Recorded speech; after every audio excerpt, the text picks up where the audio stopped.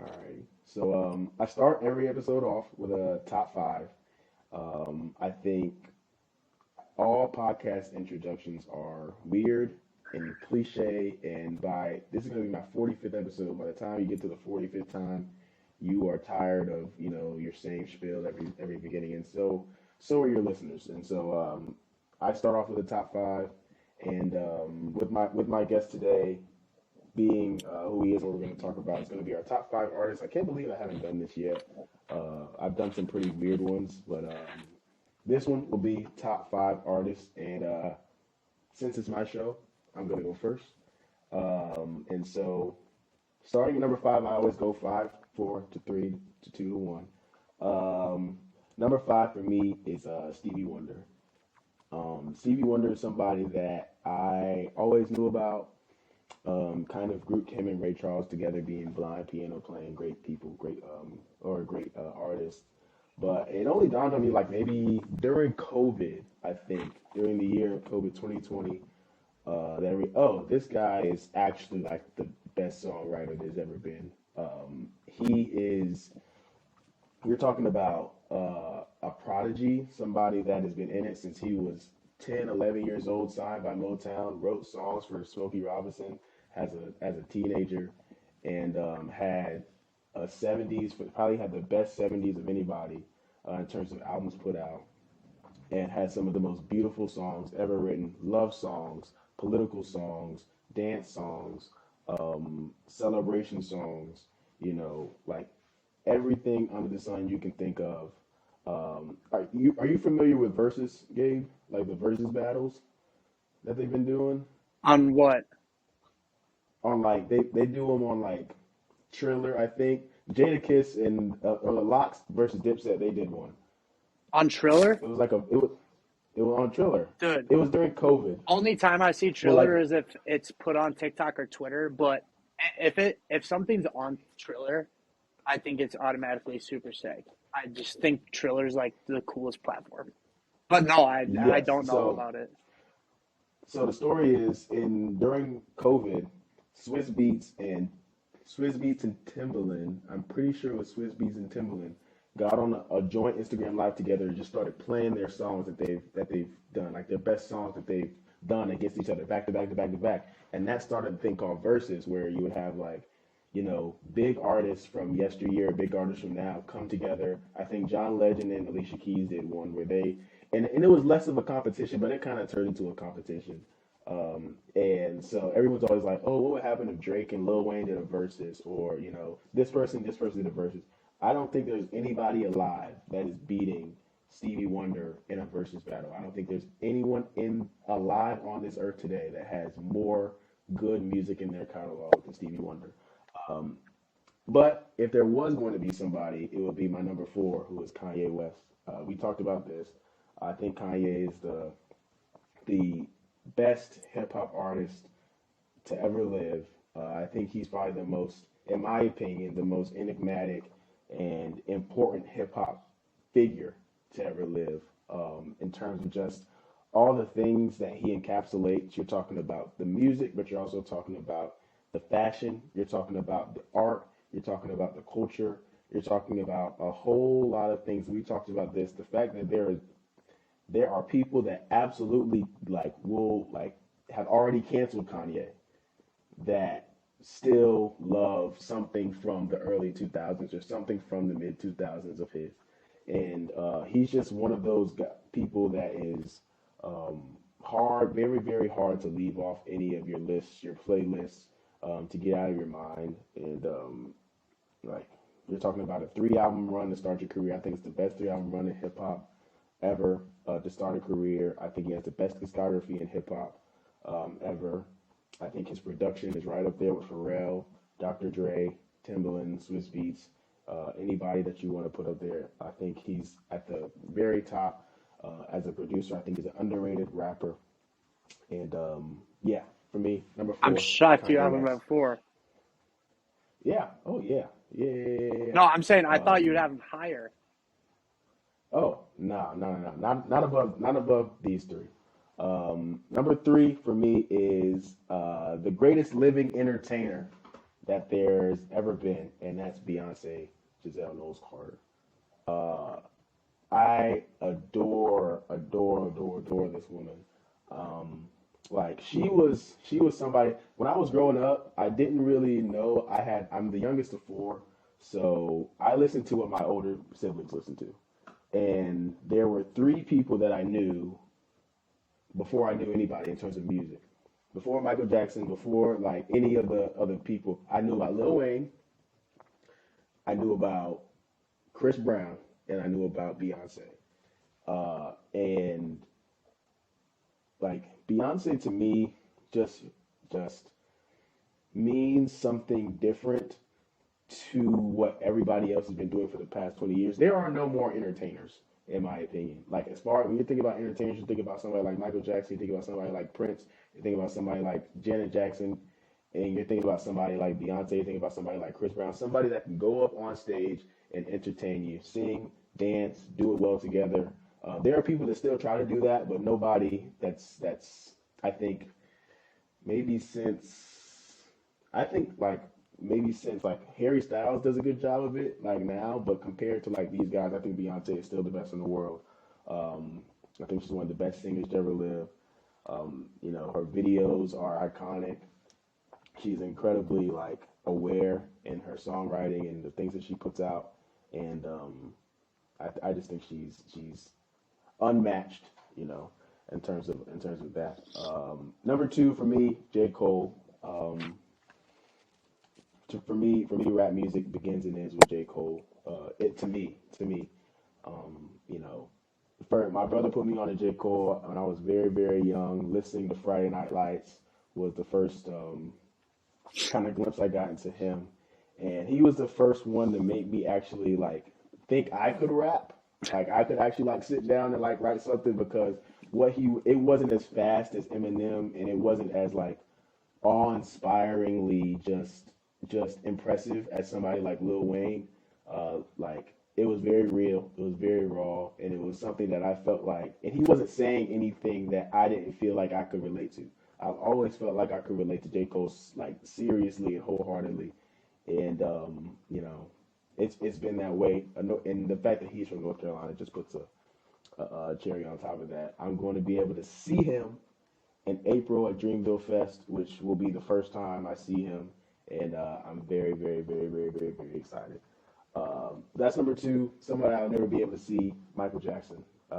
I think it's not very. I don't have to say very much. Um, he's just something that I always think about is I don't care how old I get, I will always just probably spend about a night a month, an evening a month, just going through Michael Jackson videos on YouTube just for like hours and just watching them because it's really it really is like magical. I hate to use that word because it's so mushy and cliche, but it is magical. The stuff that he was able to do on a stage, the way that he was able to move his body, it's borderline like athletic. The way that he was able to do his stuff, it's so synchronized. It's so um, you know intentional, but also just improvisational. And it almost like it oozes out of him the way that he's able to do it. But it looks like it is choreographed, and his singing ability is second to none. His albums, the best has ever been. So that's my top five artists of all time: Stevie Wonder, Kanye West, Beyonce, J. Cole, Michael Jackson, and So that's it. those are your top five, but I'm gonna guess that's not your like top five most listened to, right?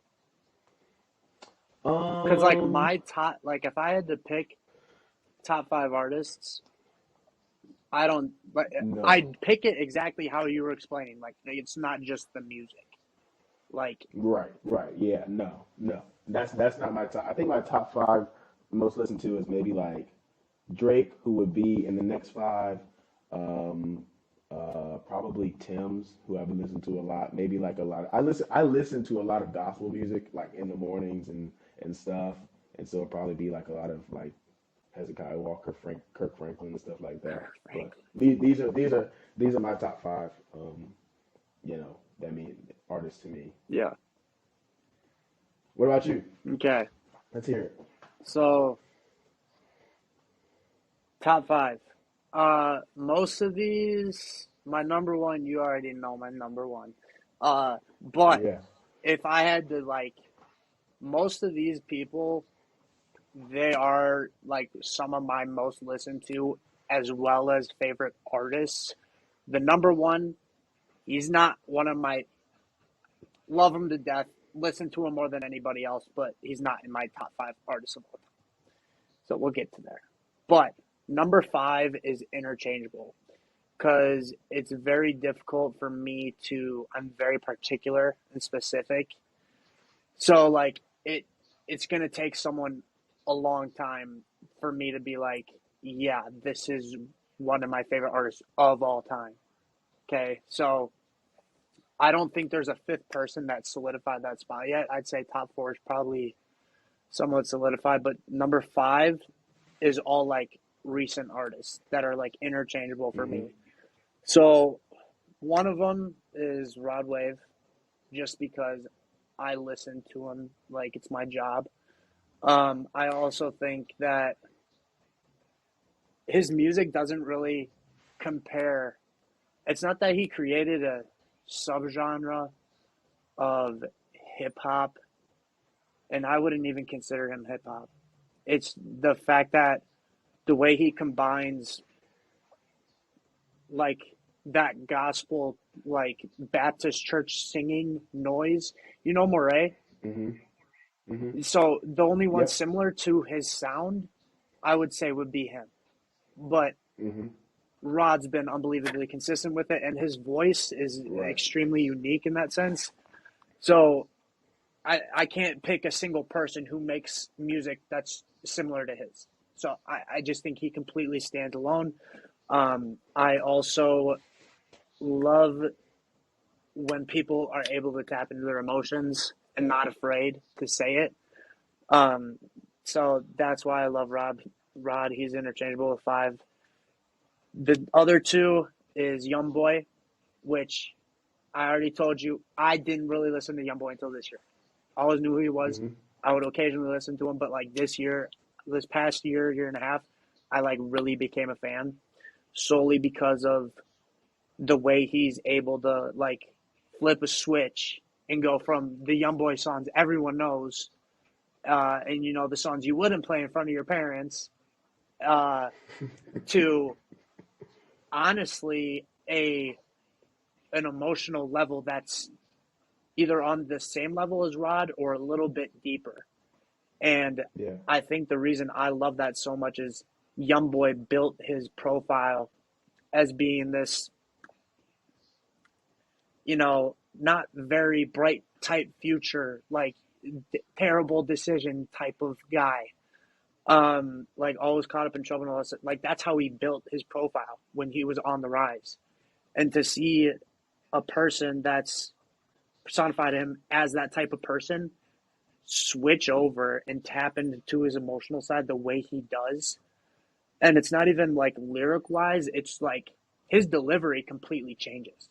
And when Mm-hmm. someone's able to completely change their delivery, like I can't have you as one of my favorite artists of all time if you deliver you might deliver great substance, but your delivery is the exact same every single time. I can't. That just bothers me. So like his delivery, his cadence, even like the tone of his voice, everything completely flips a switch. Um, and now I don't know. Do you see his interview with Billboard that he did? Was that the one where he was in the white jacket, like in a house? Because he's on house arrest, Yeah, isn't he? yeah. I think I saw that one. It I was a need to couple watch that weeks one. ago. It came out. Um, like that side of Young Boy, young people that listen to Young Boy, they know that exists. A lot of people who don't really listen to him, this is their first time seeing like, wow, this guy's like really in tune with his thoughts and emotions. Like that's kind of surprising. But like Yeah. nowadays, I think he's almost completely taking like flipping over to that type of side. So I'm interested to see how things go with that. But Young Boy is the other one, and the third one is DC the Don, who I've listened to him for probably 2.5 years now. Does the fact that he's from Wisconsin play a role in how much I like him? Possibly, maybe, definitely does. But uh, I love him because of I think he's the most versatile artist alive, in my opinion. I already talked to you about this, but like he can do hyper pop, um, punk rock rap, melodic rap. He started songs like his first songs that he was making were like X's original songs. Just like Hmm. I by the way, I don't like the ones where he does that. It's just it's too violent. Um, but it's not even that. Says the It's just football like player. DC. Like, bro, you got it. He's got a really good like voice actually. Like it's quite surprising. Um, and also making all those songs. It's not just like the beats and the melodies that are changing. Bro has a different cadence and delivery for like six different subgenres of rap. It's great, and he's good at them. Um, Yeah. it's not just that he does them; it's like he's good at them. But also, I just he's another one who's very in tune with his emotions, and he's got like two sides to him, kind of like YoungBoy, but like DC like openly talks about it. Like his last album he released, it was like the first songs were like his like alter ego, like kind of like X type music, like more like hardcore type, and the second half of the album was like very in tune with his emotions type. So he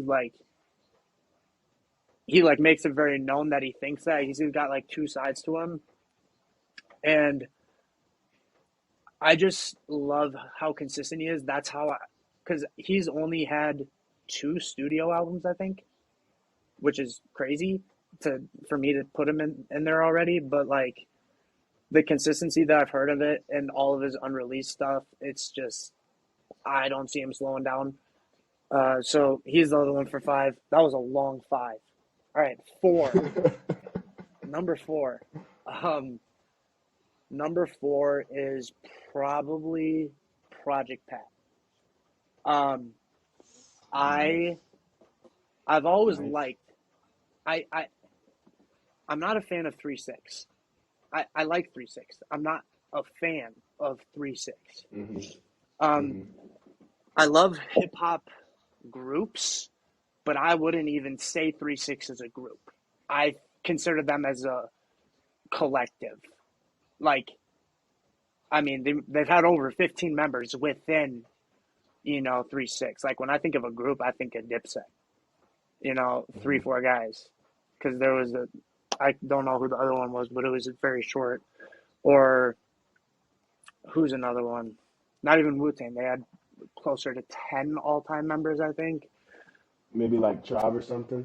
Yeah, yeah. Or yeah, it's just like four. I think is the cutoff. But it's not even that. Like if it's like a collective of 10 people, but it stays at 10 people the entire run of their entire discography, I consider that a group. I got a weird way Hmm. my brain thinks. Anyways, Project Pat. Uh, in my opinion, I think he is one of, if not the most influential rapper of all time, in my opinion. And the interesting thing is, a lot of people don't know who Project Pat is, but a lot of people know who Project Pat is without knowing who he is. Yeah, Um, I know exactly what you mean. I've never heard, I'd say sample wise, like Otis, Stevie Wonder, Aretha Franklin, Erica Badu a lot too. They're sampled all the time. There's tons of samples of them. But I don't think I've ever heard someone be sampled more than it's really 3-6 being sampled, but it's always Pat's verse. You know, he Yeah. gets sampled so much.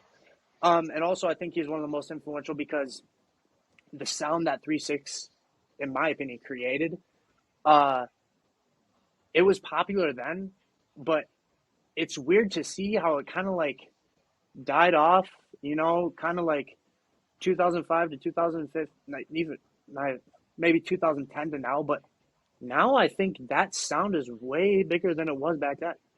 I mean, I've never seen someone's flow, and he's got a very specific flow and delivery, and the amount of people that I see trying to imitate that is ridiculous. And I mean, just that entire sound that 3-6 created, in my opinion, is the biggest one of the. It's Juicy J, 100%. But the most important person, I think, is 100% Project Pat. I think he was the most unique. Um, I also love everything he's done outside of hip hop nowadays. Um, but yeah, I love him to death. I think he's just extremely unique. His flows never change. I mean, he didn't try to have a super unique flow. He kind of just did it. And I think he's one of the most influential sound wise in hip hop. So Pat's my 4. 3 is another person who I think is one of the most influential artists of all time, Lil Peep. I wouldn't consider him a rapper or hip hop. I wouldn't consider him any genre because I don't really know. um, but like sad boy music, we'll go with that. But I like if there's an artist who I don't even know how to explain it. Obviously, very in tune with his emotions, but like as a person, like of my favorite artist, who I think is the best person. I mean, I think he was such a good person to the point where he completely destroyed himself, which is the case. But like Hmm. through everything I've seen through his music, it's like this dude just gave and gave and gave and gave and gave to people. Um, but his discography, and I probably started listening to him 2014, so I really only listened to him on Wow. SoundCloud. Same thing with When did he die? When did he pass? 2017, 2019, 2018. 18? Oh, really? Yeah, so it's been Okay. a while, but it's same thing with Suicide Boys. Like all their music, most all of Suicide Boys is on Spotify now. But like when I started listening to them, they were SoundCloud only. So that's the same thing with Peep. I mean, there's a ton of Peep's music that's still not on Spotify. But like I just feel weird listening to them not on SoundCloud because that's like when I started listening to them. But his discography is insanely deep.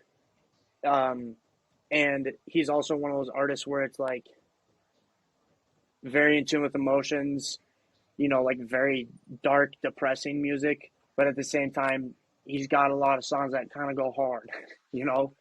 So that's the main reason. All these artists, like, all of them can do different Hmm. things.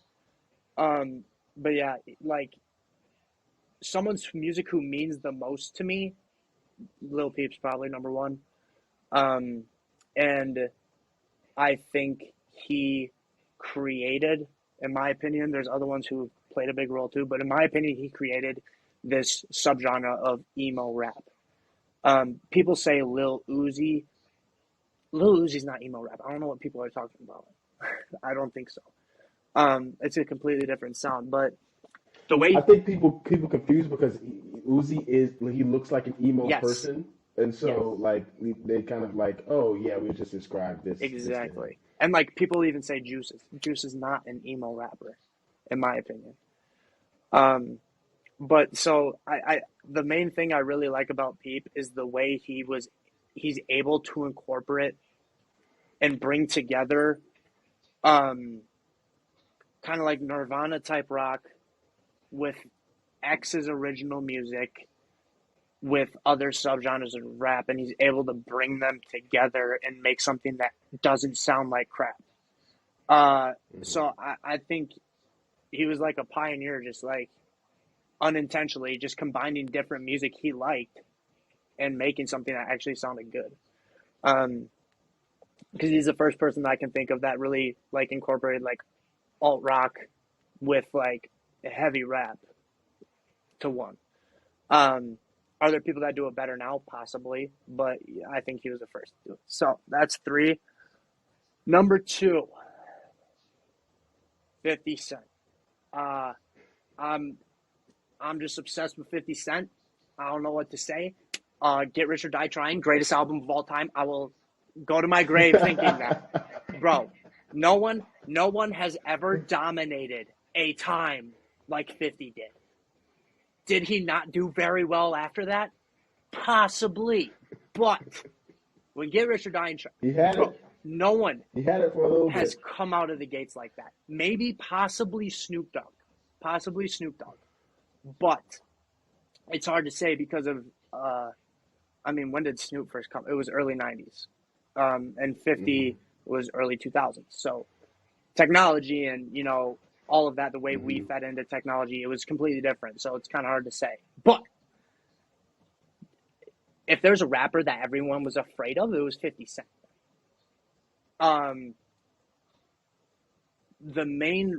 So I love his music, obviously. And then the Massacre album, there's some songs I like on it. I will say, one of my least favorite 50 Cent songs, some of them, In the Club, I don't like it. I made a top 10 50 Cent song on TikTok. I didn't have In the Club in it because I don't like it. And, oh my, dude, the comments, oh my gosh. Comments were going crazy.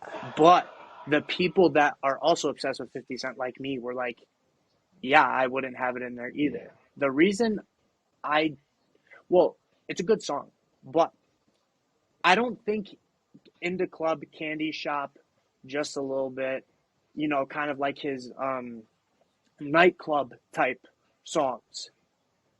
I don't think that is a good representation of who 50 Cent is. I don't think it represents him at all, in my opinion. When I think of 50 Cent, I think of this unbelievably hardcore street dude who survived 9 bullets, still has a bullet in his tongue. And after that happens, he's not afraid to, he's not backing down because that happened. No, he went even more insane. Like, the stuff he was saying back then, the Power of the Dollar mixtape, that was supposed to be his first studio album. The reason it wasn't was because it was too violent. But Get Rich or Die Trying wasn't too violent. Okay, so Power of the Dollar was insane then. It was. It is. It's amazing, though. So, I don't think those songs portray who 50 Cent is. And obviously different nowadays. But that's why I don't really enjoy them. And also, it's just the amount of people that, In the Club is insanely overplayed. And at that time, that was the main song that was played by 50 Cent because you really think a radio would put Many Men on the radio? No, they're putting In the Club on the radio, right? So that's what everyone grew to know 50 Cent as, which I understand because it's a good song and everything. And a lot of people can listen to it a bunch of different occasions. It's a great song, but I don't think it portrays who he is as a person or artist. Because if you look at the rest of his discography, he's got maybe 10 club songs. It just doesn't fit his style, in my opinion. But so I don't like those songs. What was I gonna say? I could go on about 50 Cent, but yeah, I don't like In the Club. My favorite song should also be everyone's favorite song. And this is another thing. When I said In the Club, or I didn't say In the Club, I'm listening that's his best song. And I'm like, if you think In the Club is his best song, I immediately don't want to hear another word you say. His best song is Many Men. There's other arguments because there is a song I listen to way more than Many Men that's my favorite song, but at the same time, it's kind of dude, Many Men is kind of his best song. But Life's on the Line is the one I've listened to by far the most. But yeah, Many Men is his best song. But I think as much as I love his music and everything, the main reason to this day, he's one of my favorites, even though after Get Rich or Die Trying and a little bit of the Massacre, he really didn't make music I like at all. There's some songs, but there's really not. The person he is today is mind-blowing. And the only other person I can think of that kind of is similar would be Ice Cube. Um, with In terms of just like a character shift, like yeah, a just a and obviously changing the whole way they people always look had at you. that character because I don't think that really that doesn't come out of nowhere.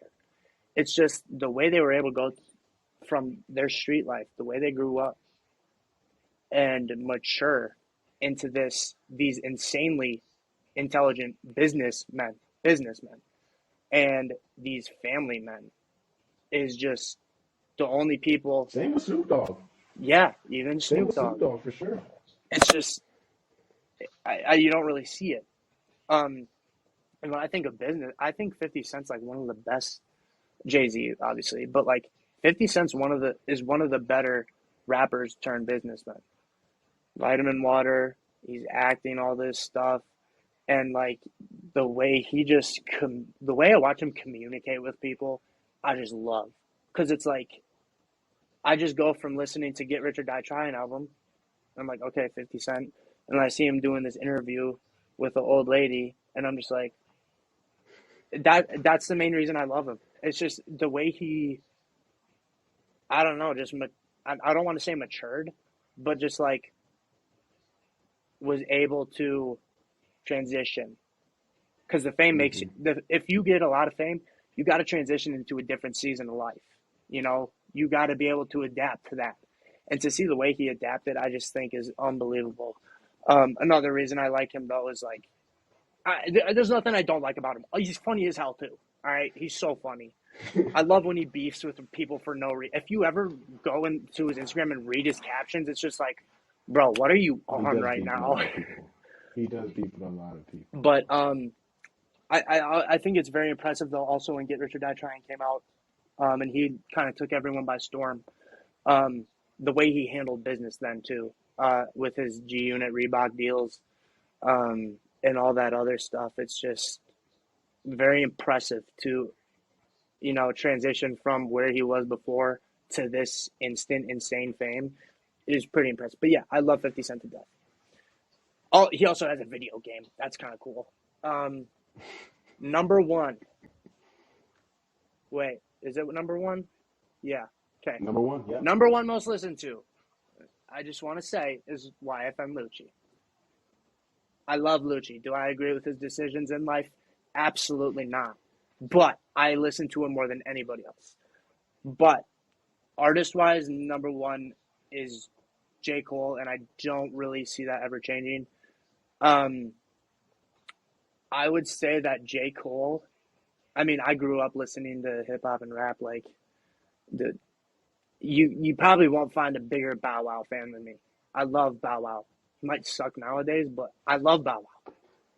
I wanted to be Bow Wow. A lot of people did. A I'm lot of people I'm a did. A white lot of dude people from Green did. Bay. I wanted Bow A Wow's lot of people cornrows. did. Bro, like Mike, come on now. But like I grew up listening to that. Okay. Like growing up, I'd say probably like Bow Wow, them Franchise Boys, Chingy, uh, Joel Santana. Like I grew up listening to that. Like when I was in second, third grade. Um, but the first person that really like made me pay attention to rap and like not just the music aspect was probably J. Cole. And the first ever J. Cole song I heard was Who Dat when that music video came out. And thank God he just put it back on YouTube this past year because it was off YouTube forever. And it pissed me off. But that was the first song I ever heard by him. I don't know when that. My teammate was in that video.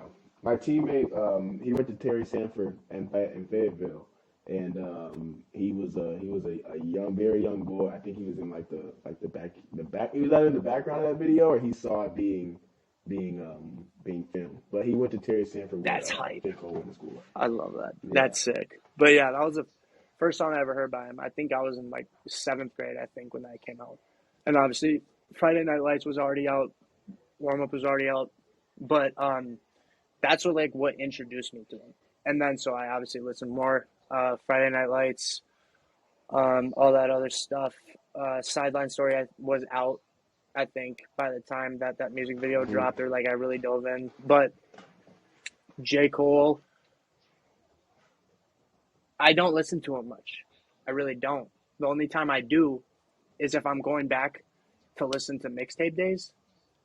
Truly Yours Hmm. 2, the mixtape, is possibly my favorite mixtape of all time. If I'm not counting 50 Cent's Power of the Dollar, the only one I could see competing with it in terms of my favorite would be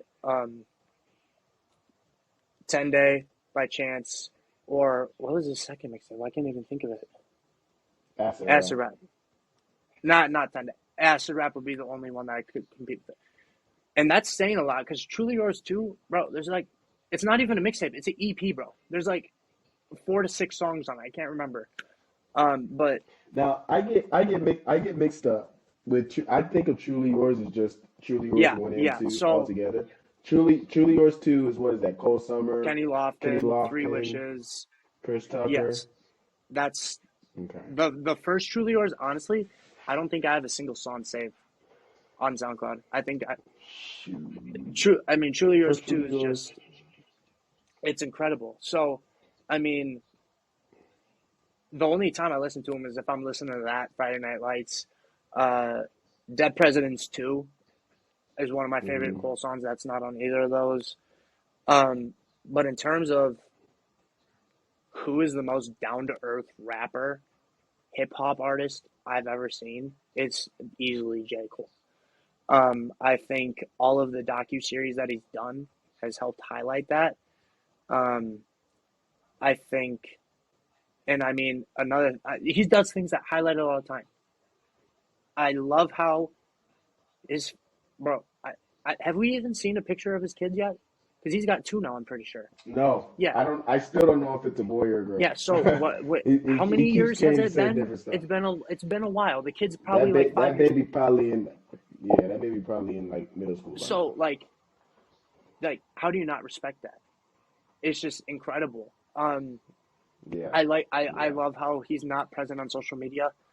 I really like that, honestly, because it shows that he really just cares about his family and making music. You know? Well, like I think one thing we forget, like because like I think Drake is kind of like a little bit of the barometer that we kind of like measure all these other rappers up to in terms of presence, in terms of appeal, in terms of aesthetic. Uh, we all think of like LeBron James is really, really, really, really old, Yeah. and LeBron James was born in 1980. LeBron James was born in December of 1984. J. Cole was born in January of 1985. Like they're old. These guys are old people. Like and they're not all supposed to be like Drake, like out here doing stuff at the Yeah. like Drake is the anomaly. He should not be like J. Cole, Nicki, like that era is gone. Not in terms of making music, but in terms of like being like in front of the camera all Yeah. the time and being the topic of conversation. These guys are out of there. That's and yeah. So when J. Cole first came out, uh, I wouldn't even say Sideline Story. I'd say Sideline Story. He was more of his roots. Um, but when he dropped the next album, that's kind of like when you saw him kind of not like just going along with the thing. I wouldn't say he was ever pushing for anything ever, but that's like when he Hmm. went along with it. Jewelry, clothes, all this other stuff. Nowadays, when the 2014 Forest Hills Drive docuseries came out, or maybe it was the 4 Your Eyes Only one, he didn't own a car. Bro only owned a bicycle. Like, bro, how many rappers only own a bike? I don't care. Like that's just the coolest thing ever. Do I think that's weird? Yeah, because how do you not have a car? But bro only had a bike. Um, and it just goes from the clothes he wears. Uh, Nowadays, I only see Cole in baggy sweats, baggy shirts, hoodies, and a pair of Jordans. That's it. Hair doesn't keep up with it. Doesn't care. Um, and I love how he talks about that, and how he talks about how he used to think it was important, and how it's not now. I mean, the dude is just the most genuine, authentic, down to earth, just realistic hip hop artist. In my opinion, there's a good amount of them, but I think he's the number one. Um, so aside from his music and all that other stuff, his intelligence. I mean, dude going to St. John's, graduating how he graduated. He graduated with 3.8 GPA. That's impressive. At one point in time, he was a double major. That's crazy. Aside from that, basketball. I mean, it's just like, and the way he was able to, I think it's the way his mom raised him too. But like, there's just so many things I could talk about. He's just so in We can touch with talk about J. Cole reality. all night. He's so in touch with We can reality. talk about J. Cole all night. And I think another thing that I think he does is that's super important is I've never seen, and I'm white, okay? So this is coming from a white person, but I've never seen someone able to communicate to their community like J. Cole does. And he talks about things that a lot of people within the community, if they have a certain stance on it, they're kind of afraid to speak up on it or whatever. But everyone listens to J. Cole. They might not agree with him. Obviously, there's people that aren't, but they listen to him.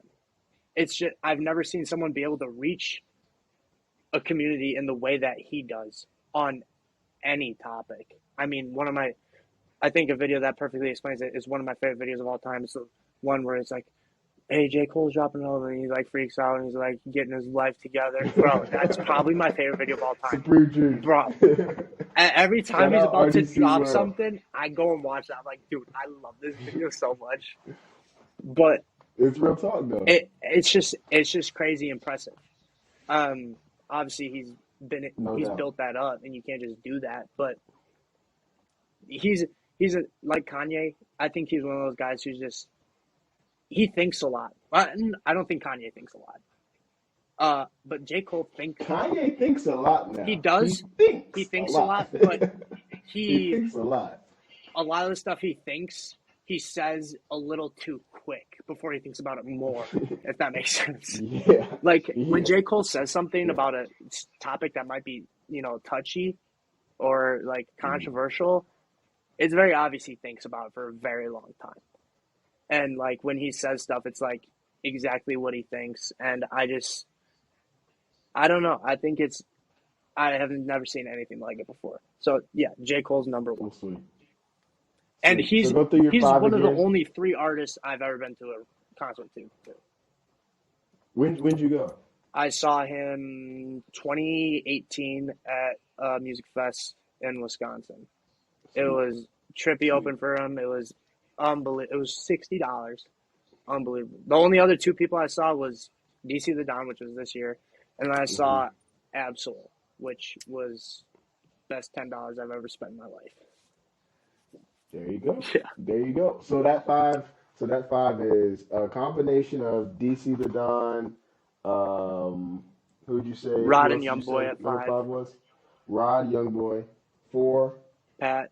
was Project Pat. 3 was who? Pete. Lil Peep. Lil Peep, 50 Cent, and J. Cole. All right. Okay. So a record 43 minutes in. I knew we were going to talk about that long. A record 43 minutes in. I want to formally introduce Wisconsin football alum and North Dakota State football alum and proud owner and proprietor of DairyLand Vintage, Mr. Gabe Lloyd. Gabe, how are you doing, man? Fantastic. It's great. It's great to see you. It's great to see you and talk to you again, man. How's business? How's business going? Honestly, terrible. Thrift stores Okay. around me have been terrible, but we're still doing good, just not as good as we have. Sure. I imagine there's a better place to do thrifting than Green Bay, Wisconsin. Like, where is this whole thing kind of taking you? Like, where have you been, like, in the name of thrifting? So I've thrifted basically if I go anywhere, I thrift there. So I've thrifted probably 15 total states. And and it really depends. Green Bay used to be amazing, but the owners of certain thrift stores are changing things. Some stuff doesn't even make it on the floor. It's getting backdoored by people. If you do find something, oh, it's $40 they're charging for something that's worth 20. So it's become things like that. But Green Bay used to be really good. I'd say in general, the best thrift stores are usually in not small towns, but middle-sized towns. So like, Hmm. the town's 30 minutes away from Green Bay. They got 50,000 people there. They probably have 2, 3 thrift stores. Those are the best ones. Also, church-based thrift stores. Those are always the best ones. They're not money hungry. They just want to help their church. Those are the best. Okay. Those are the best ones, and it's also the ones that a lot of people don't really care to go to. Because if you're not a person that thrifts a lot, if you're going to go somewhere, it's most likely Goodwill. So, but yeah, compared to when I was in Fargo, North Dakota, I mean, the thrifts there, like, part of me wants to move back just to thrift because it was just night and day difference nowadays. But yeah, Now, so what goes into like you seeing something and you differentiating and saying this is junk, this is just old junk, and this is something that is vintage, something that could actually be worth something, something that I may want to keep or may want to fix up. there's a lot that goes into it, a lot, and the only way I can describe how, if I was describing to someone that hasn't really done it before, how to do it, it would just be you just learn over time. You're gonna take a lot of L's. Hmm. You're gonna think a lot of things are worth something. Nah, it's not worth anything. You're gonna think something is trash. You were completely wrong. Uh, the easiest telltale sign is the tag in the shirt. Easiest. You got to Hmm. know your tags first. But like, if a shirt's screen printed, it's a screen printed tag on it. Probably not worth anything unless it's a well known company or a tour shirt for, I don't know, Travis Scott. I feel like his tour shirt's probably worth something. Um, but like the vintage tags are usually a woven tag. So like the normal Gildan tags, the Hmm. graphic on the Gildan tag, it's obviously it's like a heat press kind of like situation going on. Right. All the old ones, it's woven. Like you can feel it, and you're like, oh, this tag is a lot nicer than a normal tag, vintage. Um, but also a lot of people say single stitch, which is the stitching on the shirt instead of a double. That your shirt right now has 2 stitch lines on it right here, and on the bottom, single stitch is one. Okay, a lot of people say you gotta look for the single stitch shirts. Okay, that's true to a sense. American Eagle, they have single stitch shirts. Okay, also the most valuable shirts I've ever sold, vintage wise, they weren't single stitch. So that's a good thing to look for, but it also really doesn't make that big of a difference. They fit completely different though. They fit very well. But another thing is just like, honestly, when I go through the racks, if you watch me go through the racks, you'd be like, there's no way this dude is actually looking at these things. I go the speed of light, bro. I can be in and out within a minute, honestly. Um, all I look for is a graphic, and I can tell by like the Hmm. neckline or gray. There's a lot of gray clothes, but vintage gray clothes, that it's a very specific gray. I can't explain it, but I could look at a rack of gray shirts and I'd be able to pick which ones are vintage without even touching the shirt. Um, Wow. but so I Wow. can I can tell that. But honestly, I really just look for a graphic. If there's a graphic I like, I put it out. Okay, nope, put it back. Um, Okay. but So what happens when you see a graphic, right? You see a shirt and you're like, this is awesome, right? What does it immediately go? How can I like get this out on the market first most, or is it like, oh, this would look good on me? Like, what's the difference between you see something and you think it's awesome and you really really like it versus like for yourself to wear yourself Yeah. versus I can really turn this over and make a profit from it. So, mm, it's hard to say, because there's a lot of graphics that I like, but so for example, I found an Alice in Chains T-shirt. I liked it. I thought it was cool. I knew it was worth money, but here's an example of a time I didn't know exactly how much. Okay, thought it was worth probably 150. It was not. It was worth a lot more. So that was something where it's like I thought it was cool and I would wear it, but it's also like I don't give two about Alice in Chains. I've never listened to a single song. I know there are. The only reason I knew Alice in Chains is because I have seen people talk about Alice in Chains shirts. I don't even know how many people are in it. I just know it's a rock band. Um, Hmm. so I saw that. Well, the first thing I saw is actually the tag. Saw the tag. I was like, oh, saw the single stitch. Oh, it's a dark gray, like olive gray tie dye shirt with the brown graphic on it. Bro, you had to like stare at this thing for 2 minutes to even figure out what the graphic was. It was impossible to see.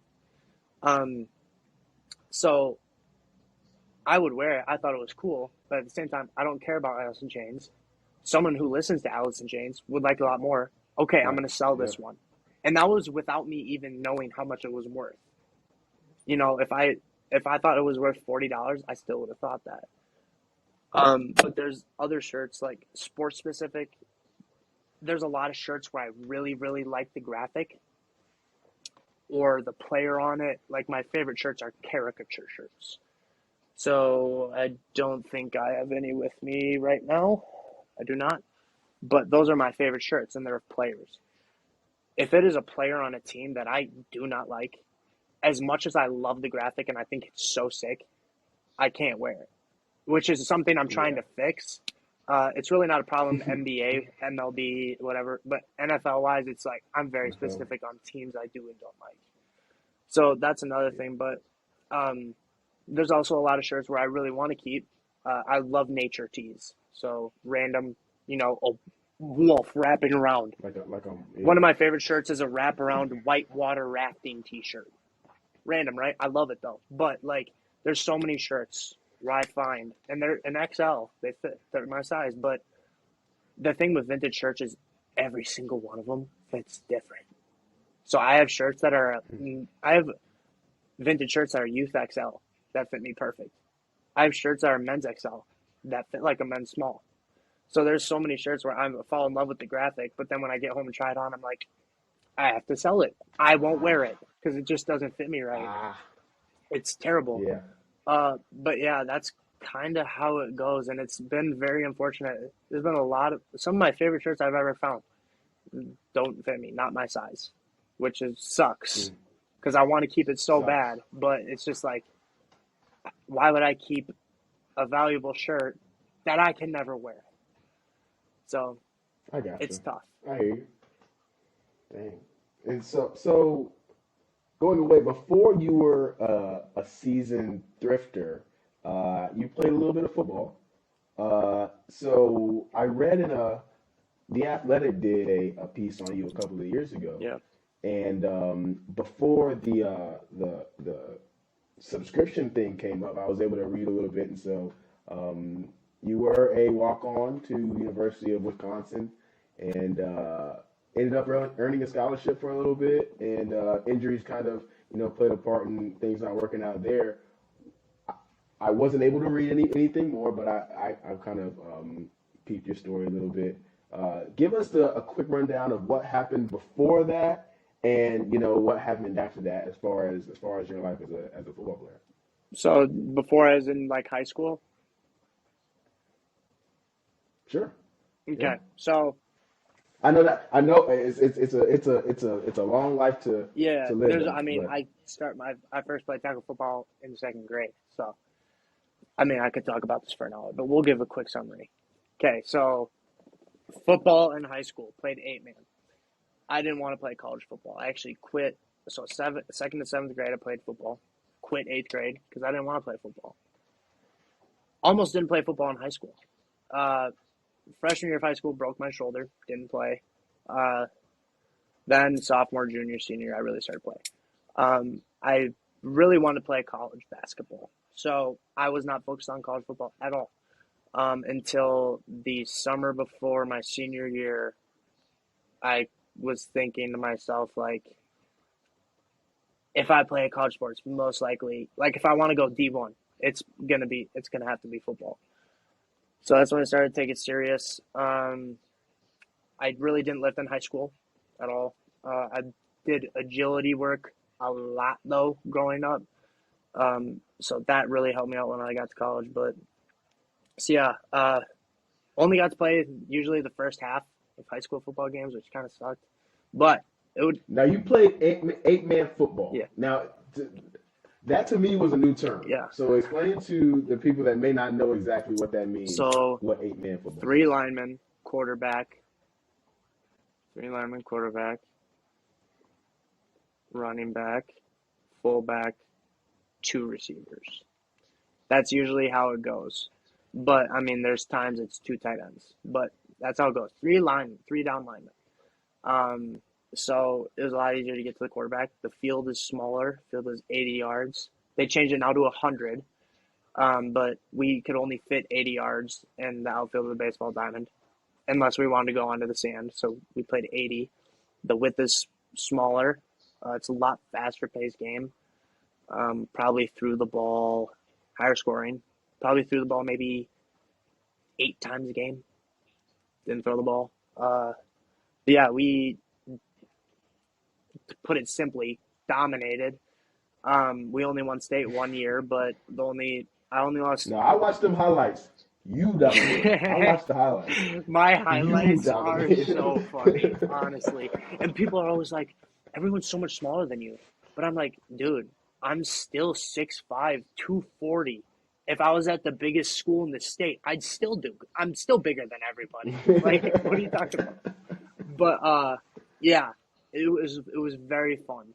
And there were a couple games each year where it was not easy. You know, I really had to try. Still did very well, but it was like difficult. Yeah. But yeah, we only lost 2 games entire high school career. Both of them were state championship game. Unfortunate. But yeah, so then college, I think I had about 14 total offers. Walked on at Wisconsin. My redshirt year, I redshirted. Obviously, was very big. Had about 23% body fat. I was about 250. Redshirt freshman year, halfway through the season, I decided to, I don't know, take football serious, right? Because I'm playing at Wisconsin, I should probably take it serious. So, took it serious, started traveling, started on special teams, played the rest of the year at special teams. I think it was a total of 8 games that year, my redshirt freshman year. Got my first letter. Won the Orange Bowl. We were 12-4 that year. Should have won Big Ten, didn't. Redshirt sophomore year, played every game. Then going into redshirt junior year, this is where things get interesting. So, redshirt junior year, spring ball going into it. So, I'm still a redshirt sophomore right before, we have spring ball or whatever, going into junior year. Mm-hmm. I am splitting reps with the ones, me and then another tight end, and he gets hurt and I get hurt. Okay. We thought we both had the same injury. He had a midfoot sprain, and he was the starter. So if we're the ones taking reps with the ones, if someone's sitting out, it's him because he's the starter. We care about him more, so he's going to sit out. So I had to keep practicing. Turns out I didn't have a midfoot sprain. We'll get to that. So go throughout all spring ball. Oh, also, after my redshirt sophomore year, so like right before this, that's when I got my scholarship. So played 2 full seasons. Actually played 2 full seasons, and then I got my scholarship when we got back for winter workouts, which was right before this. So then played all through spring ball because I had to. Sucked. It was terrible. I did very well, but it was terrible on my foot. Then, come back for summer workouts. Some days my foot felt totally fine. Some days it was the worst pain I ever felt in my life. So go through that. Didn't really figure out what it was. Then go home before fall camp. There's a lot more I could say, but I'm not throwing shade on anybody, so we're not going to do that. Sure. So I go see a doctor when I get home. Find out I have a stress fracture in my navicular bone in my foot, which is the top of your foot. So usually stress fractures sit off it for a few weeks. They heal themselves. It's usually not very serious. This one is very serious. There's very little blood flow to that bone. So smallest fracture, doesn't matter how small it is, you need surgery because the amount of blood flow to that bone, it can't heal by itself. And keep in mind, this stress fracture happened in March. Okay, we're in August now. I've been running on it for that long. So this stress fracture, I can't show you a picture right now, but this stress fracture, when he cut open my foot in surgery,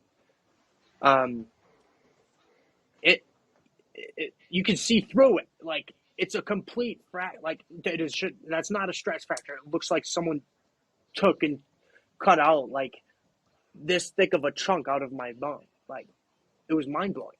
So he literally took out his phone and took a picture of it because it was just so insane to see. Because we thought it was a stress fracture the whole time, which it was. But he said after the surgery, he said, if you would have, because I was planning on playing that season because I ran on it all the time. I was like, I can suck it up, play. So I was planning on playing. He said if you would have gone to fall camp and ran on this for 2 more weeks, it probably would have become a complete fracture, and you would have never been able to run again. Because once that bone becomes a complete fracture, since there's like barely any blood flow to it, once it's a complete fracture, you're basically screwed. Like, there's nothing you can do. So thankfully we found it just in time. So yeah, that sidelined me for the entire year. That was a Rose Bowl year. Went to the Rose Bowl. That was cool. Then COVID happened. And honestly, COVID was the best thing that ever happened to me. I became a completely different athlete person during that time. I said I was 23% body fat. I got down to 6% body fat. It was ridiculous. I'm the most athletic I've ever been. Leadership. I can Leaders. I concur. Like, I concur with that. Like COVID, like when you had nothing else to do, like you just wanted to go outside and run and like go to the gym and stuff. Like, I can say that was the summer, Yeah. or that was the year of my freshman year, and I can say that I've never been stronger. I've never been a better athlete than as well. I think another thing is, like, even before this, like before I broke my foot, like I started to do things different. Like, we all go in the weight room, we all go run, do the exact same thing. I was like, okay, well, why don't I do my own stuff on my own time that I know no one else is doing? So, I mean, I have a bunch of different little secret things to do, but I won't get into it because you could have a podcast on that itself. But, yeah, so when I was home, it's like I was experimenting with my own stuff, doing my own things, workout-wise, and that's like really when I saw the change. I mean, I was the fastest I've ever been. We got back into summer, did summer workouts, which was weird with COVID, but it was fun. Lift groups were like 10 people instead of 45. But that was the fastest. I ended up running a 10-yard split of 154, a 20-yard split of 256. I have no idea what my 40 is, but that 10-yard split and 20-yard split is the exact same as Vernon Davis. And Vernon Davis is the fastest tight end in the history of football. So I don't think I would have ran what he ran, but my 10 and 20 were the same. So I was feeling good going into camp. Some other things I won't hit on. Don't want those shade, but I don't think. Now, what were you weighing when you were running? Were you still 240-ish? 230 on a good day. I really was. in between like 227, 235, I'd say. Okay. So yeah, so then I I, the, I I felt like a receiver that could block like a tight end. It was unbelievable. I really don't know how to explain it, but first game that year against Illinois, it was an eight game season. So first game against Illinois, I got a high ankle sprain in the fourth quarter, and high ankle sprains can be anywhere from 4 weeks to 10 weeks, depending on how bad it is. So that sidelined me for the whole season, unfortunately. So two season-ending injuries in a row. Um, then my time that was my last season at Wisconsin, and then I was just like, I gotta go somewhere where I don't know. I gotta go somewhere. So I entered the transfer portal, and I only entered the transfer portal with the intentions to go to North Dakota State. I got offers from other schools, bigger schools, but I entered the portal and said to myself, if I don't get an offer from NDSU, I'm not even transferring anywhere. That's basically how it was because the tight end coach that recruited me in high school was at NDSU, and I wanted to play for him. So if he wasn't there, I wouldn't have gone to NDSU, to put it lightly. Um, so here's the whole reason. Heard from him the first day I entered the portal, probably within an hour after I entered the portal, which said a lot because my departure when I committed to NDSU originally and switched to Wisconsin, like the week before signing day. Yeah. Um, it wasn't a graceful departure. So I didn't know if they would want me back. But they did. And so I decided to transfer there.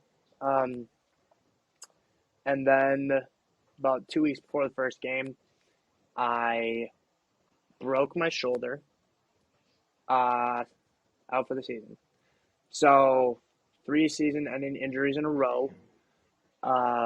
Never really, I do not feel like I got to show anybody what I can do other than teammates and coaches in practice, which is very unfortunate. There's no doubt in my mind that I think I could have gone to the league in some way, shape, or form. Still think that, thought that for a few years now, but yeah, it's just very unfortunate how things panned out. Everything happens for a reason, but yeah, it's disappointing when those things happen, and it's not even season-ending injuries. The season-ending injuries I had, two of them extremely rare. My shoulder one, so I broke my lesser tuberosity bone. Do you know how many people break that a year? Guess. One. I mean, probably more. Percentage-wise, it was 0.002% of people break their lesser tuberosity. I broke it. And the way I broke it wasn't somebody hit my shoulder. I was on a outside zone block. I extended when my hand hit, pop. That's how it broke. Yeah, I know. Completely tore my Wow. I can't remember the name of the tendon. It's too many long medical words, but this tore off completely. This had a tear, so it was a terrible injury. I couldn't move my shoulder for 8 months. Was in a sling. But yeah, so that's how football ended. Not fun. Now, how because obviously, you put so much into it. Like I played for 4 years. I played, my whole level before that. And no matter what level you're at, like it's a freaking commitment, man. Like, and you are doing everything every day. Like, you're changing your entire life just for a 60-minute game and hoping that when you get in the game, you make a play that helps your team win, or you at the very least don't at least do your job, Yeah. right? And it's in when you put that much in, everyone always says you get what you put in, you get out what you put in, you get out what you put in. How hard is it for you to like transition into what you're doing now, but still kind of deal with those thoughts of, man, this was in a lot of ways like taken from me. Is there a silver lining that you've been able to identify, or is there something else that maybe you put that passion into what you're doing now with thrifting, or how has the transition been for you and kind of letting go and hanging up the cleats? Um, to be honest, it's something that I really haven't. I've tried to not think about. So Mm, I have purposely ignored facing the fact that it's done for a while now. Um, like I know it's done. There's nothing I can do. Um, do I think I could play in the XFL? Yeah, easily. But it's gotten to the point where it's like I've had 3 season-ending injuries in a row. As bad as and it's not even like I want to get where I think I deserve to get. Because I mean, if I don't think anybody in college football when I was at Wisconsin, I don't think there was a single tight end who could have compete with me athletically. Strength wise, 100%, because I wasn't super strong, but athletically, not a chance. Um, and I still believe that to this day. Uh, but it's just I'm not there now, so now it's just kind of just like I don't really care about showing people what I can do. I don't at all. I could care less. If they know, they know. If they don't, who cares? I don't have to prove anything to anybody. All I want to do is play because the last 3 seasons were taken away from me. I just want to play football. I don't care if it's arena. I don't care if I do it for free. I just want to play. And like when I was at Wisconsin, I was playing. I played on off. I probably had 50 total snaps of offense. It was mainly special teams. So like I got to play, but I didn't get to play. Just go out and play football. I haven't been able to do that since.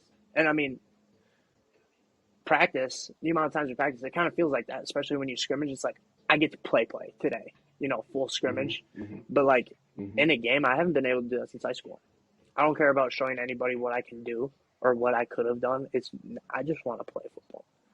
Uh, and I think that kind of has helped me transition to not being a football player because it's like when you're a football player, especially big Division 1 school, most football players they want everyone to know that they're on the team, right? I could care less if people know or anything. I could care less if people know what I can do. I just want to play, and I think that made things easier in the transition.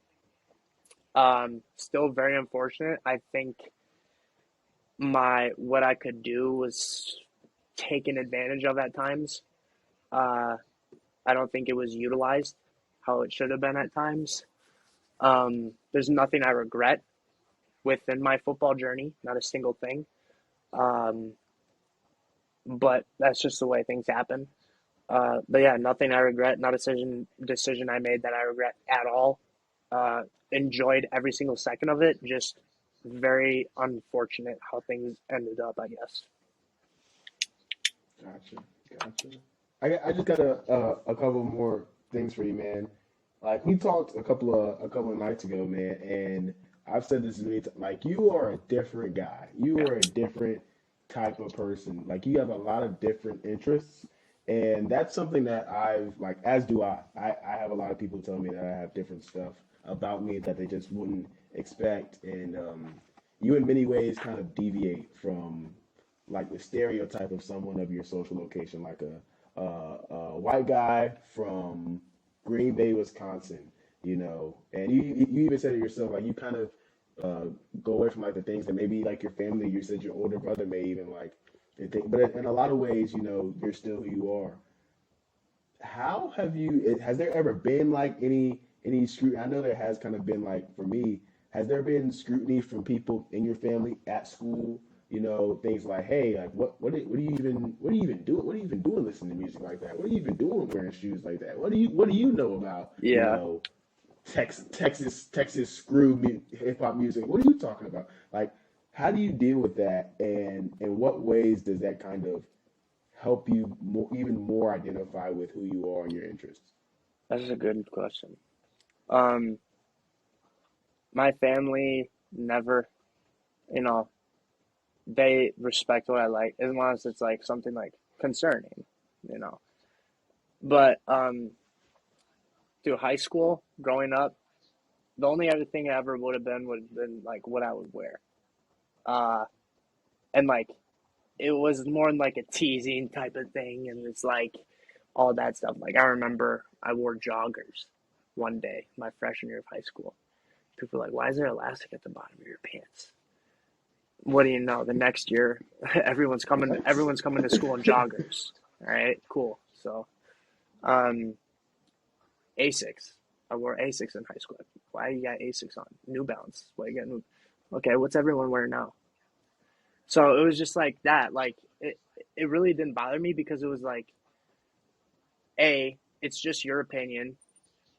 I like what I like, and the people that also like it, if you people like it, it's kind of like a respect thing, you know. If you Yeah. don't like it, great. I don't expect you to like it. Do I like what you wear? No, I don't say anything though because it's just like we everyone likes different things. Um, and one thing I've always just that really bothers me is when people try and cater their interests and likes, what they wear, what they eat, what they listen to, what they consume in general. They cater that to people around them or to what society says. And it's kind of just like, yeah, that might benefit you in a lot of ways, but you're not doing and consuming what you want. And it's like, okay, so when times change every 2 years, so we're just going to forget about all the things you hated 2 years ago that you love now because society loves them now. Like, honestly, it's kind of crazy to like my size has not changed. Like clothes size has not changed since eighth grade. I've worn XL since eighth grade, size 12 shoes, eighth grade. I still wear clothes I wore in eighth grade, 2011, 12 years ago. Okay, Damn. my style, my interest has slightly changed. I'd say shoe wise, used to be big retro basketball shoe wise, all that stuff. Now it's just like running shoes, runners. Like I still love those shoes. I just don't like wearing them.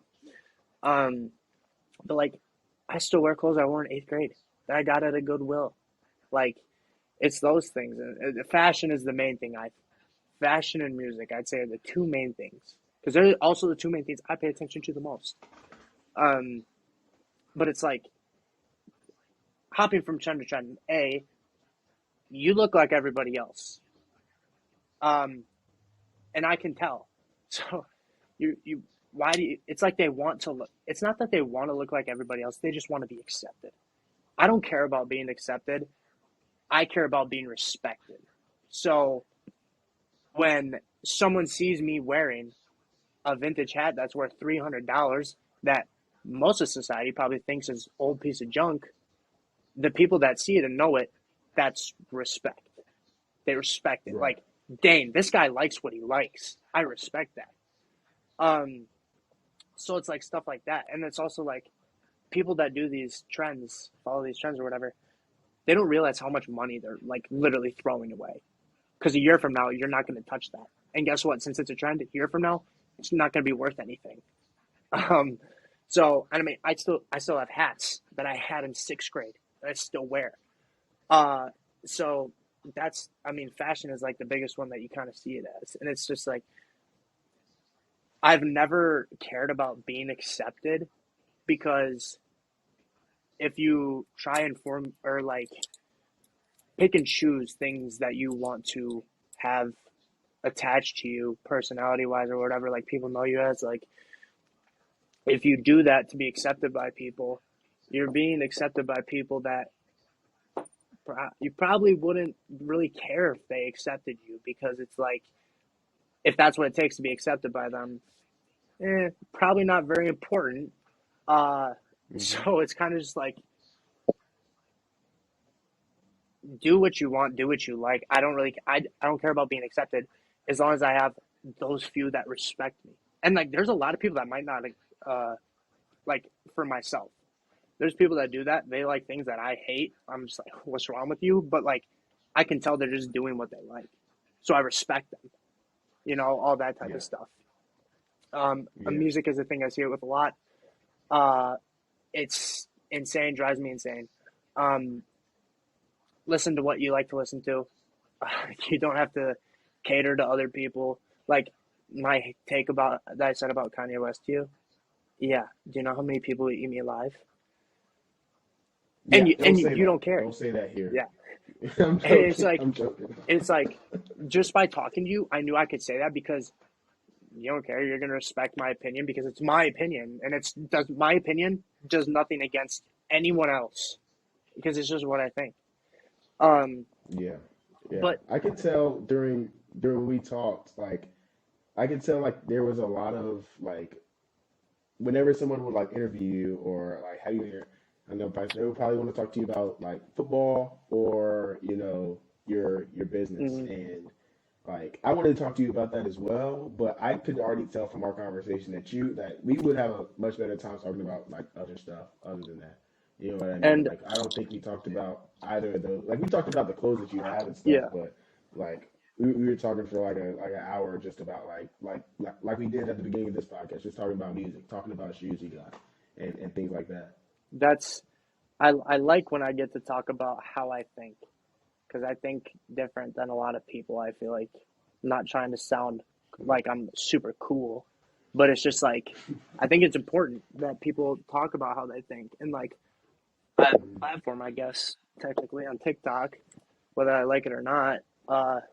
That I talk, I feel like I've come off as pretty genuine and authentic, and I feel like that's why a lot of my followers are pretty loyal. I mean, I joke around like with my friends, like I feel like if I made a video about my favorite toothpaste, saying this is the best toothpaste, I know there's people that are gonna go buy that toothpaste. It's serious, because like I say different things that I like and I think are awesome that aren't related to fashion, and I get messages of people saying they got it and they love it. Like that's Yeah, the type of thing. So, but I feel like I'm not able to speak my mind much on there because it's just like, bro, I can't make that long of a video. I could sit there and talk forever. So I like when people ask that. Yeah, that's kind of just all I've always been. I don't care. Like, I obviously want people to like me, but if you don't like me, I don't care.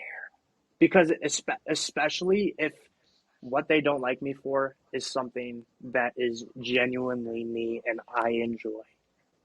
If you don't enjoy it, if you don't like it, if you don't accept it, I don't I don't care. That's great. It doesn't matter. And if there, guess what? There's a lot of people that are very important in my life that think some things I like are super bizarre and they think I'm weird as crap for it. But guess what? They don't care. They think it's weird as crap, but like it doesn't affect my relationship with them, and that's the telltale sign of the people you want in your life. You're not no catering doubt. to someone to get accepted. You just do what you like, and the people in your life that don't care, those are the people you rock with. So, No doubt. and I don't even know how No that got doubt. instilled in me. Just kind of how I've been, honestly, for as long as I can remember. Never change, man. Never change. Never will. To end out, man. I got a couple of rapid fire questions for you to end this thing out. There are one, two, three, four, five, six questions. I hope I read that right. Um, First thing that comes to your mind. All right. First thing that comes to my mind right now, I'll tell you what it No, no, was. no, no, no. That's not the Okay, first. it was Jimmy That's not the first Neutron, if question. you're wondering. You said first thing that come to my mind. Oh, just so you know, my brain never stops. You said Right. first thing that comes Gotcha. to my mind. Right before you said that, I looked at my laptop. I have a Jimmy Neutron sticker. First name was Jimmy Neutron. All right, go. Are you the type? Are you the type? All right. We'll go. We'll go. We'll go. All right. What's your favorite hat you own? Oh, okay. Come on. Come on. Well, You don't have it time. Come depends. on. To wear or have. What's one hat that you will never sell? This one right here. I actually have it with me. This Los Angeles Raiders Sports Specialties trucker script. Uh, to my current knowledge, I'm the only one publicly known to have this hat. And this is one of the two hats my dad ever kept from the NFL. One of them I wore to crap. This one he gave to my grandpa. My grandpa threw it away because he was a heavy smoker, destroyed that all the time, threw it away. And one day, one of my friends found it in Fond du Lac, Wisconsin. Traded about $500 worth of clothes for it, but I got it, and she's basically brand new. The only picture I can find on the entire internet, the only reason I knew it existed, because there's other teams that have this, so I was like, there's got to be Raiders. The only reason I knew it existed is because I saw my grandpa with it, and there's a picture of my grandpa wearing it. If you go online, I've looked. The only picture I've seen on the entire internet was a picture of the Raiders coach from the 91 season wearing this hat. That's the only picture I've ever seen, other than the ones I've posted on Instagram. But yeah, this is never leaving. So, Wow. crazy. Okay. Favorite pair of shoes you own? Puma RSX3 in the puzzle white colorway. I have made a lot of TikTok videos about them. They're my favorite shoes of all time. Got them at Burlington for $40 3 years ago. I've worn them probably 3 times a week ever since then. And funny enough, Puma RSX3 prices, not very high, $75.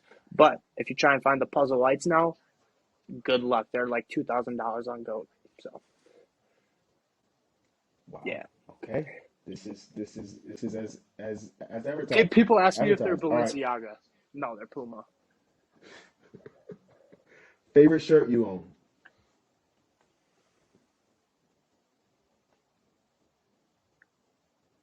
Gosh, I don't even. I'd have to look in my closet. What's the first thing that came to your mind? Honestly, nothing What's yet. the first shirt that came to your mind? Nothing yet. I'm just like scrolling through my closet in my mind right now. Favorite shirt that I own. I feel like there's one. Should we take a trip to the closet? I need to answer that. You're getting an answer, so I Okay. just need to go Let's look. see it. Let's see the closet. Well, you can get to see everything. There's too much Ooh. eating. Yeah, we're going now. Let's see the You closet. might get blinded. Oh, there's a 50-cent shirt. Okay. I think I have my front runner right now. I've never worn it, and I probably never will, but yeah, I got it. All right. Let's see it. This is it. Oh, actually, it just, never mind. It might be an and one shirt. It says, go to church, pray you don't guard me. Wow. All right, this is it. Hold up. Okay. Been searching for one of these for years. So on the front, all it says is ESPN video games. Hard. And the back just says ESPN NFL 2K5. Hard. So Tough. NFL 2K5 is my favorite video game of all time. I haven't gotten to Madden in 5 years. I play 2K5 pretty much every day. This is an original promo shirt for 2K5. Wow. I have been searching for something 2K5 for a very long time. Never found anything. There had to have been a shirt out there somewhere. So I just keep looking. I've been looking on eBay for 2K5 shirts or anything forever. Did you ever play MLB Slugfest? No. It's a baseball game where you can like run around and drop kick people. All right, so I have 2 hats. Yeah, absolutely. So anyway, that shirt, it's a boring shirt. It's extremely boring. But it means so much to me because that's my favorite game of all time. I probably won't really ever wear it, but I got it for $30, which is actually insane. If I sold that, I wouldn't let it go for under $250. Not a chance. Because I've been looking for 2 years. That's all. I didn't even know that one existed because I couldn't even find a picture of anything online. But yeah, so I found it a couple months ago, randomly one day. Absolutely lost my mind. Got it. Posted about it, and Terrell Owens actually liked my Instagram post, which is kind of fire because he was a cover athlete for that game. But that's probably my favorite shirt. Okay. 3 more questions. Rapid fire. Favorite jersey you own? Favorite jersey I own: Ben Wallace, Detroit Pistons, Nike Swingman embroidered jersey. Honorable mention: There you Eddie go. George, Edwin James. Okay. That is hard. What's your if you have one? What is your prized possession?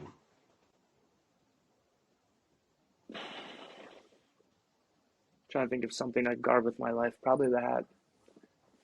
Probably the Probably hat. I was that. I thinking mean, that too. honestly, everything I Last own is question. prized possession, but that's probably number one. That's hard. Everything you own, price. That's a bar. That's actually a bar. All right. If you had to pick one to give up for the rest of your life, you can never enjoy it for the rest of your life at all. Sports or music. Sports. All right. I All right. sports. I got too many. The reason is I got so many thoughts going in my head. I don't know how to explain them, but some music artists know how to explain them. So it's like, oh, okay. Yeah. So yeah. Okay. All right. Gabe, that was awesome. That was one of the funner ones that we've done here. How can people reach you on social if they're interested in buying or doing business with you? Um, Instagram is DairyLand Vintage. No underscores. No nothing. Just DairyLand Vintage. Uh, that's for Instagram. Personal Instagram is Gabe underscore Lloyd 85. Probably would respond to anybody faster on that one because I get a lot less messages. Can't confirm. Can't Yeah, confirm. Can't I confirm. get probably 10 messages a day on my vintage one. Hey, what's this hat worth? Can you fix this hat? How much? So much. It's too many people asking too many things, you know? Uh, but yeah, and then Dairyland Vintage on Depop. That's where I sell all my stuff. And then Dairyland Vintage on TikTok. So, yeah. There you have it. There you have it, Mr. Gabe Lloyd. Gabe, thanks. Thanks so much, man. I really, really enjoyed I enjoyed this conversation very much. I like talking, especially if it's about cool stuff. it. So, yeah. Heck yeah. Especially if it's about cool stuff. All right. And thank y'all for listening, and we'll see y'all on the next one.